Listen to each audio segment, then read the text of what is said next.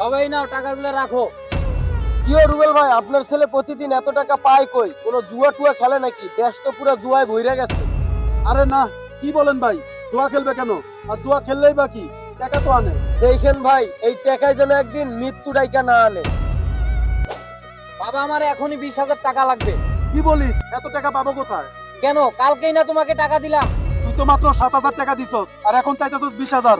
আচ্ছা নে, আমি আর কোনো টাকা পয়সা দিতে পারবো না।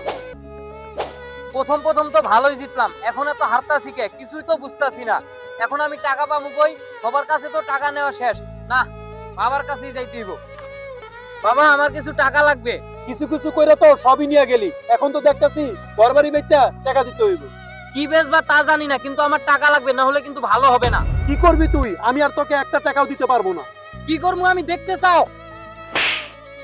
ও আল্লাহ রে! হায় হায়, রুবেল ভাইয়ের ছেলে দেখি উনার মাথা ফাটাইয়া দিছে।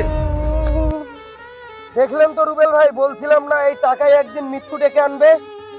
সন্তানের ভুলে চুপ থাকা অভিভাবকের ব্যর্থতা।